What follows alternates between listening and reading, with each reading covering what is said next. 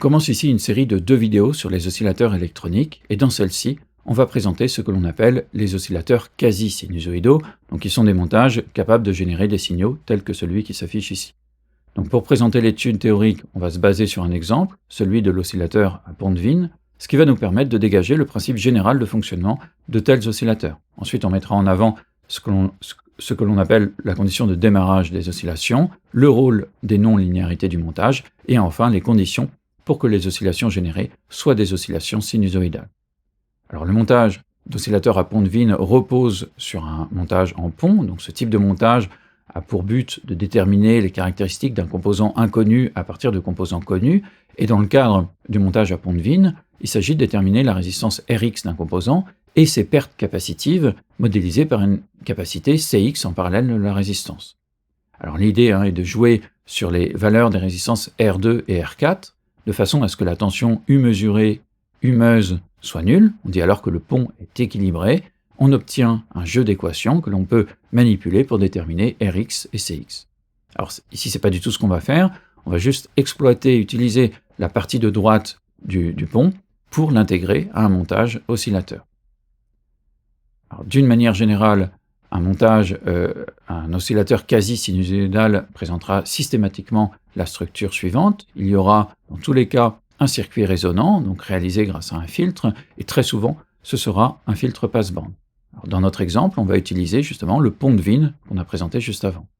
Alors, on peut se convaincre de la nature de ce filtre en regardant le comportement asymptotique. Si on se place à très basse fréquence, les capacités peuvent être assimilées à des interrupteurs ouverts, et donc la tension de sortie U3 se ramène à une tension aux bornes d'une résistance parcourue par un courant nul. Si on applique la loi d'Ohm, on voit que U3 est égal à 0 dans ce cas-là.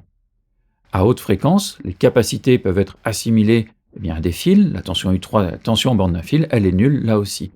En conclusion, pour ce filtre-là, que l'on soit à basse ou à haute fréquence, la tension de sortie est nulle. Il ne laisse donc passer uniquement que les fréquences intermédiaires. C'est donc un passe-bande. La deuxième partie du montage va être un montage amplificateur, et on va réaliser cette partie en pratique avec un montage à Ali, et plus précisément avec un amplificateur non inverseur dans notre exemple. Alors il resterait une chose à faire, c'est de procéder à ce qu'on appelle le bouclage du montage, en connectant donc grâce à un simple fil la sortie du filtre à l'entrée de l'amplificateur. Alors ici il y a une chose cruciale, très importante à remarquer, qui est que dans ce montage-là, il n'y a pas d'entrée ni de sortie. Il n'y a pas de tension variable imposée, donc par exemple grâce à un GVF, à un quelconque endroit du circuit. La raison, c'est que c'est l'ensemble du montage qui va justement générer une tension sinusoïdale. Alors pour procéder à l'étude du montage, on va déterminer les fonctions de transfert des 2 blocs séparément, et on va commencer par la fonction de transfert de la partie amplificatrice. Et pour faire ça, pour l'étudier de manière indépendante, on va négliger le fil de bouclage qu'on venait de décrire juste avant. Et donc dans ce cas-là, il n'y a qu'une seule rétroaction, elle est négative, et on va pouvoir faire l'hypothèse du régime linéaire. Alors, on utilise ici un Ali idéal, le modèle de l'Ali idéal, et donc epsilon va être égal à 0, ce qui signifie que V- égale V+, égale U1. Donc en appliquant un pont diviseur de tension sur l'entrée moins, on va être capable de déterminer une relation entre U1 et U2 qu'on va manipuler de façon à pouvoir exprimer la fonction de transfert de la partie amplificatrice. Donc on reconnaît la fonction de transfert de l'amplificateur non inverseur que l'on avait déjà obtenu. Elle est égale à un gain constant, indépendant de la fréquence, qu'on va noter A dans la suite. Alors, on procède de la même manière pour déterminer la fonction de transfert du filtre. On va appliquer un pont diviseur de tension, mais pour simplifier le calcul, on va faire intervenir l'impédance équivalente aux 2 dipôles en parallèle, la résistance et la capacité. On note cette impédance équivalente ZX. Alors, on applique la formule du pont diviseur de tension, et on obtient cette formule. Alors, on a déjà mené un tel calcul, ZX c'est une expression relativement compliquée, on a intérêt à ne la faire apparaître qu'une seule fois dans le calcul. Donc pour ça, on va diviser numérateur et dénominateur par ZX, et on obtient cette équation. Donc en bas à droite apparaît 1 sur ZX, qui est l'admittance donc des 2 dipôles en parallèle, qui est égale à la somme des admittances de ces 2 dipôles. Donc on obtient cette expression, on développe le dénominateur, et on voit apparaître la structure donc d'une fonction de transfert d'un filtre passe-bande du deuxième ordre que l'on va mettre sous forme canonique en introduisant les trois caractéristiques. Par identification, on fait apparaître ce jeu d'équations que l'on manipule et on obtient les expressions des trois caractéristiques, donc à savoir H0, eh bien, le gain du filtre passe-bande à la fréquence centrale, qui est aussi le gain maximal du filtre, oméga 0, la pulsation centrale, et Q, le facteur de qualité. Alors, on va décrire ici le principe de fonctionnement général d'un oscillateur quasi-sinusoïdal en nous plaçant dans un premier temps seulement sur des considérations qualitatives. On fera les calculs dans la diapositive suivante. Alors, il faut bien comprendre une chose, c'est que, on l'a dit tout à l'heure, il n'y a pas de tension variable imposée dans le montage. La seule source d'énergie va provenir de l'alimentation plus 15, moins 15 de la lie. Et donc, quand on va l'allumer, eh bien, il va apparaître, comme dans tout montage, des bruits électroniques à différents points du circuit, et on va s'intéresser ici au bruit associé à la tension U1 en entrée de l'amplificateur. Donc, d'un point de vue fréquentiel, on peut voir un bruit électronique comme une somme de toutes les fréquences possibles avec des amplitudes très faibles et totalement aléatoires. Donc on peut représenter le spectre ici de la tension U1 qui est imposée en entrée de l'amplificateur. Ensuite, en tension U2, eh bien, on va avoir le résultat de l'amplification de toutes les composantes. Donc toutes les composantes vont être multipliées par le gain A de l'amplificateur et on va obtenir ce spectre-ci en sortie. Et cette tension U2 est imposée à son tour en entrée du filtre qui ne va laisser passer que les fréquences centrales, les fréquences situées autour de la fréquence centrale du filtre. Et vu qu'il y a bouclage, cette tension de sortie U3 en fait est égale à la tension U1, et de nouveau, cette tension va être imposée en entrée de l'amplification. Il va y avoir comme ça un cycle qui va se répéter, et on voit se dégager une composante particulière, celle dont la fréquence est égale à la fréquence centrale du filtre. Et si on continue l'ensemble des cycles et qu'on se plaçait dans une situation idéale, eh bien à la fin on n'aurait plus qu'une seule oscillation, un sinus parfait qui serait à la pulsation oméga 0, la pulsation centrale du filtre.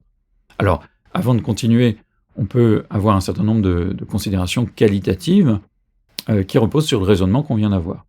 Alors, on a vu en fait que au fur et à mesure des cycles, il y avait la composante de pulsation oméga 0 qui devenait de plus en plus grande. Et ça, en fait, c'est possible si l'amplification due à l'amplificateur est plus grand que l'atténuation qui va se produire dans le filtre. Parce que c'est un passe-bande, mais même la fréquence centrale est atténuée. Le gain max est égal à 1/3. Donc on va traduire mathématiquement ça par cette équation, et ce qui va correspondre à une condition de démarrage des oscillations. Il va falloir que le gain A de l'amplificateur soit plus grand que les pertes induites par le filtre. H0, c'est le gain du filtre à la fréquence centrale. Donc 1 sur H0, ça va être les pertes de ce filtre. Ensuite, on a vu donc, de manière plus simple ici que la fonction, le signal généré va être à la pulsation oméga 0, qui est la pulsation centrale du filtre. Et enfin, si la condition de démarrage des oscillations est respectée, eh bien on va voir l'amplitude du signal qui va augmenter, et bien sûr, ça ne peut pas diverger jusqu'à l'infini, quelque chose va limiter l'amplitude des oscillations, et en fait, si on regarde le montage, on peut comprendre que l'amplitude va être limitée par l'ALI. Regardez, U2 est la tension de sortie d'un ALI, et donc cette tension ne peut pas dépasser Vsat. Donc on dira que l'amplitude des oscillations va être limitée par Vsat. Alors, on va établir formellement par le calcul la condition de démarrage des oscillations, et pour ça, on va établir, on a fait ce choix ici, on aurait pu en faire d'autres, on va établir l'équation différentielle qui va régir la tension U3 de T, donc en sortie du filtre. Donc le plus simple est de partir de l'équation de la fonction de transfert du filtre, et donc de passer le dénominateur à gauche, de passer U2 à droite, et on obtient cette équation. Le but, pour passer en temporel, est de mettre cette équation sous la forme d'un polynôme en j-oméga. Donc pour l'instant, c'est pas bon. Dans le troisième terme, on a j-oméga au dénominateur, donc on va multiplier tout par j-oméga, on réagence aussi les termes, et on obtient, donc on prépare l'écriture sous forme canonique, à gauche apparaît le terme ce qui va devenir le terme d'ordre 2 avec le j oméga au carré. On pense bien à laisser explicitement ici j oméga au carré. On ne va pas mettre moins oméga carré. Le but, c'est de passer en temporel ensuite. Alors, on va garder cette équation qui nous servira dans la suite. Et pour continuer, eh bien, il faut avoir une expression de U2. Et ici, on va devoir se baser sur une hypothèse, faire une hypothèse.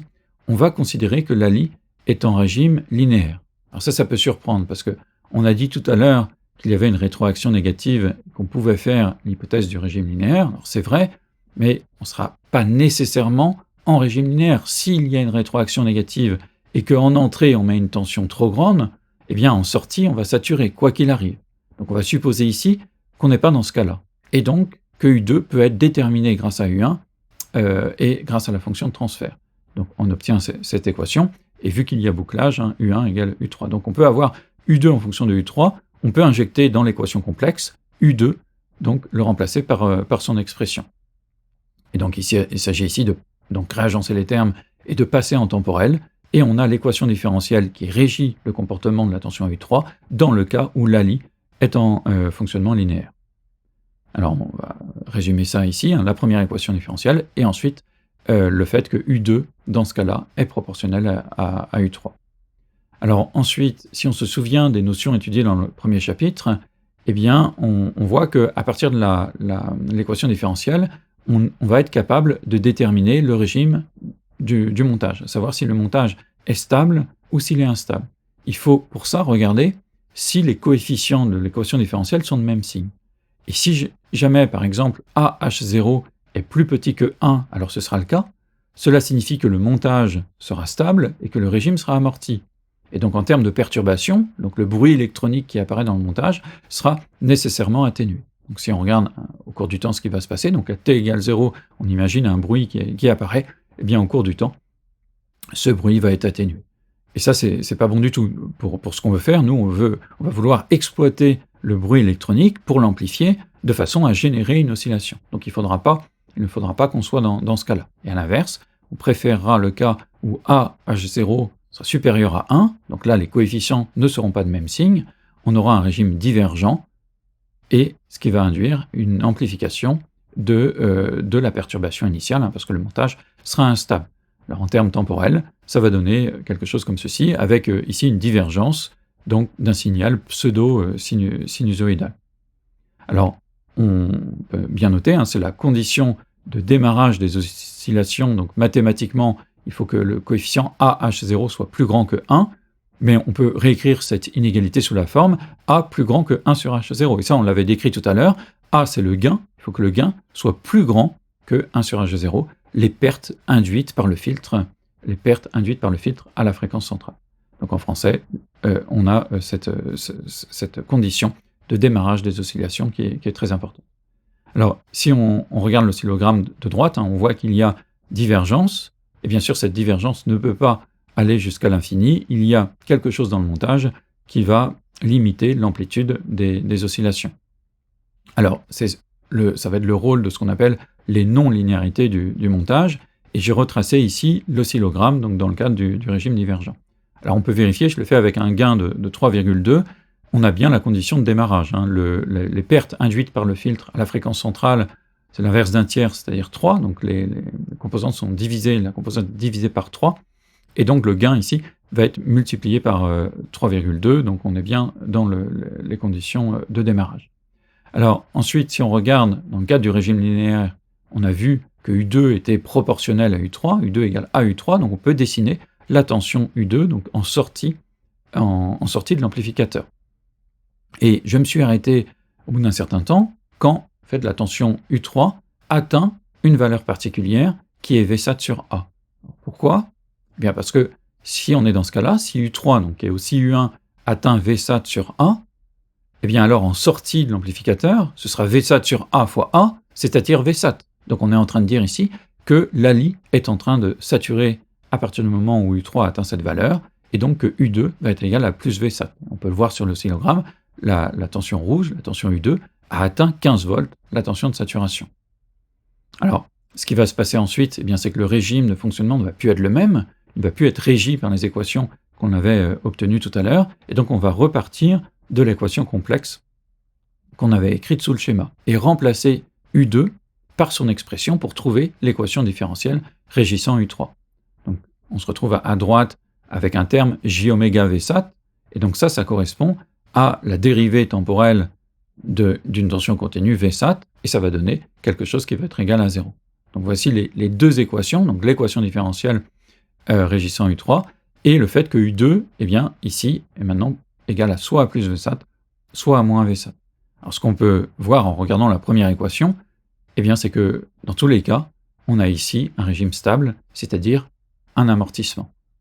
Donc si on regarde l'oscillogramme, attention, ça va être très court, on va considérer ici pendant un temps très court ce qui va se passer. Regardez, on est en régime saturé, la tension rouge est maintenant égale à plus Vsat pendant un petit temps, et la tension bleue, la tension U3, va s'amortir. Et en fait, à partir du moment où elle repasse, où celle-ci repasse sous Vsat sur A, eh bien on se retrouve de nouveau en fonctionnement linéaire, avec les équations de droite ici. Et donc on va avoir une phase en phase linéaire, mais très vite, la tension U3 va atteindre moins Vsat sur A, ce qui correspond à une saturation pour la tension U2 à moins Vsat. Une saturation à moins Vsat. Et donc on a comme ceci une alternance donc, de régimes linéaires et de régimes saturés qui vont apparaître successivement, et donc finalement des oscillations qui vont se mettre en place dans le circuit.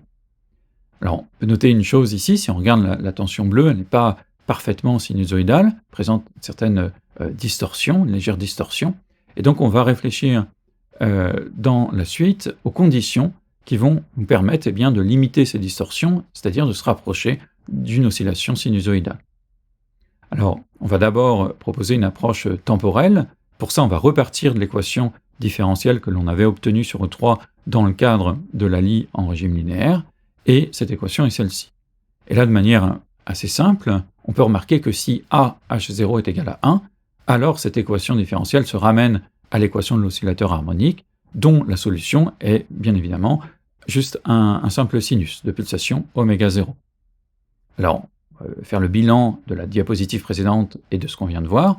On peut dire que pour qu'il y ait démarrage des oscillations, il faut que le gain du filtre soit supérieur aux pertes induites le gain de l'amplificateur, excusez-moi, soit supérieur aux pertes induites par le filtre, et que pour que les oscillations générées soient sinusoïdales, eh bien, il va falloir que AH0 soit égal à 1. La pulsation sera oméga 0. Donc la condition AH0 égale 1, en fait, ça correspond à un gain qui compense exactement les pertes. Et donc là, on voit qu'on a deux critères qui sont incompatibles. Il va falloir concilier les deux, et on comprend qu'en fait, on n'arrivera jamais à avoir des oscillations parfaitement sinusoïdales. Donc on les décrira comme étant quasi-sinusoïdales.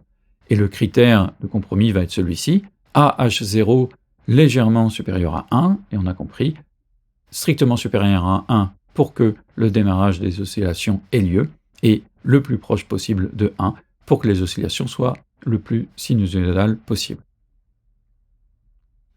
Alors, on peut mener aussi cette étude sur les conditions d'oscillation sinusoïdale par une approche fréquentielle. Alors, en pratique, c'est celle qu'on utilisera souvent parce qu'elle sera plus rapide à utiliser. Mais elle repose sur une hypothèse qui est que les oscillations, finalement, se sont déjà établies dans le circuit, à la pulsation oméga, des oscillations sinusoïdales à la pulsation oméga. Et si jamais eh bien, ça c'est respecté, si ça c'est établi, alors eh bien, cela signifie qu'on va pouvoir utiliser les fonctions de transfert et lier les tensions grâce aux fonctions de transfert. Donc U3 se détermine grâce à la fonction de transfert du filtre et de la tension U2, qui elle-même va pouvoir être exprimée grâce à la tension U1 et la fonction de transfert de l'amplificateur. Et vu que le système est bouclé, U1 égale U3, et on obtient cette équation. Donc, dans cette équation, on a à gauche U3 qui est égal à quelque chose fois U3, alors dans l'hypothèse où les oscillations sont sinusoïdales. Et donc, si les oscillations sont sinusoïdales, alors il faut nécessairement eh bien, que le produit des fonctions de transfert soit égal à 1, sinon ce ne serait pas bon. Et ce critère, c'est ce qu'on appelle le critère de Barkhausen. Donc on pourra l'apprendre et l'utiliser tel quel dans les exercices, c'est la condition pour que les oscillations générées soient sinusoïdales. Donc dans chaque exercice, on remplacera les fonctions de transfert calculées par leur expression, et on obtient finalement cette équation, qui est une équation complexe, et derrière une équation complexe se cachent deux équations, celle qui traduit l'égalité des parties réelles et l'autre qui traduit l'égalité des parties imaginaires. Donc on obtient une première équation, donc pour que les oscillations soient sinusoïdales, il faudra que AH0 soit égal à 1, donc on retrouve ce qu'on avait établi avec l'approche temporelle, et enfin la deuxième condition qui nous permettra de dire finalement que la pulsation oméga devra être égale à oméga 0. Alors en pratique, dans notre exercice ici, on verra que le gain pourra être réglé par le rapport des deux résistances R1 et R2 de l'amplificateur non inverseur, et que le choix de la pulsation d'oscillation se fera avec les résistances R et C du filtre de Wien. Alors, en résumé, on peut retenir que pour l'ensemble des oscillateurs quasi-sinusoïdaux, il y aura systématiquement la structure suivante, donc une partie amplificatrice et une partie constituée d'un circuit résonnant réalisé grâce à un filtre, et très souvent, ce filtre sera un passe-bande. Ensuite, on a vu la condition de démarrage des oscillations, donc pour que les oscillations se mettent en place, il faut que le gain de l'amplificateur soit plus grand que les pertes induites par le filtre. Un critère pour que les oscillations soient sinusoïdales, en tout cas le plus proche possible d'oscillation sinusoïdale, ce sera le critère de Barkhausen. Le produit des fonctions de transfert est égal à 1, et on obtiendra donc AH0 égale 1, donc le gain ici compense exactement les pertes, et la pulsation égale à oméga 0. Comme on l'a vu, cette condition d'oscillation sinusoïdale en fait ne sera pas possible, parce qu'il faudra aussi concilier la condition de démarrage des oscillations, et donc le compromis, c'est que AH0 devra être légèrement supérieur à 1 pour concilier ces deux critères. Ensuite, on a vu le rôle des non-linéarités. On avait comme ça un régime divergent.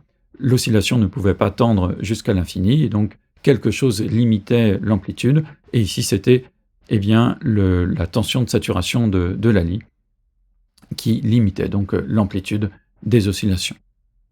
Alors, ceci termine l'étude des oscillateurs quasi-sinusoïdaux, et donc on continuera dans une prochaine vidéo sur une autre famille d'oscillateurs électroniques qui sont les multivibrateurs instables.